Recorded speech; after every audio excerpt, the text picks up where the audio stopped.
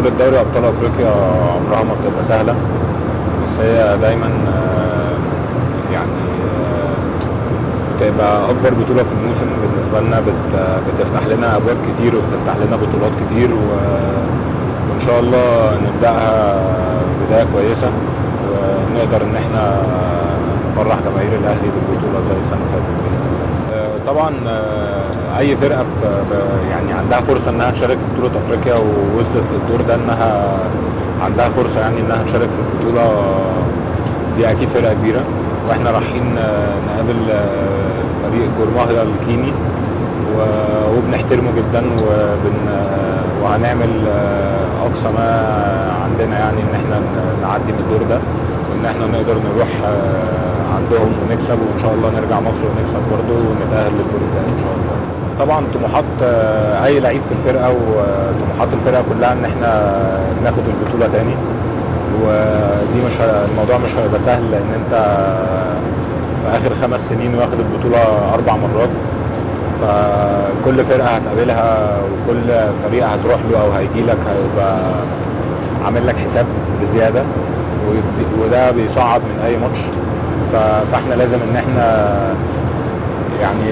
نعلي عن مستوانا كمان عن الموسم اللي فات والمواسم اللي قبلها، وان احنا نقدر ان احنا ناخد البطولة تاني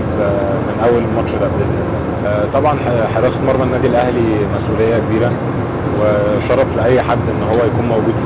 في النادي الأهلي، وشرف لأي حد إن هو يكون عنده الفرصة إن هو يمثل النادي الأهلي في أي بطولة، يعني بالذات في بطولة أفريقيا، لأن دي البطولة المفضلة بالنسبة للنادي الأهلي وبالنسبة لجماهير النادي الأهلي. فطبعا إحنا بنحاول إن إحنا تكون المنافسه بيننا منافسه شريفه. طبعا بنتمنى الخير لبعض، انا شخصيا بتمنى الخير لكل الحراس اللي موجوده، كابتن شناوي، مصطفى شوبير، مصطفى مخلوف، حتى الاجوان اللي بتطلع من الناشئين. يعني كلنا عيله واحده وكلنا هدفنا واحد، ان احنا نقدر ان احنا نكون اضافه للنادي الاهلي ونكون اضافه للفريق، وان احنا يعني نكون سبب من اسباب تتويج بطولات كتير يعني ان شاء الله. طبعا الموسم ده موسم صعب وموسم طويل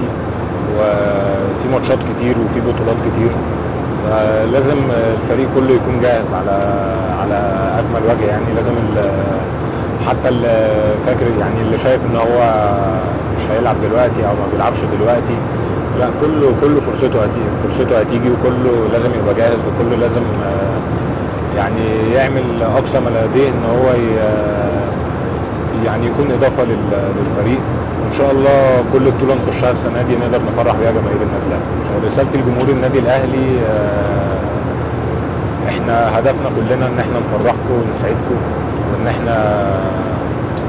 يعني نقدر ان احنا نعمل اللي علينا، ونقدر يعني نجيب لكم كل البطولات اللي انتم نفسكم فيها السنه دي،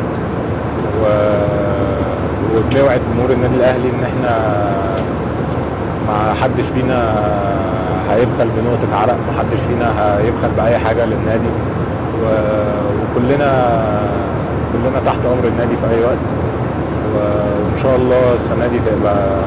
سنة كويسة وسنة ناجحة وسنة مليانة بالبطولات بإذن الله.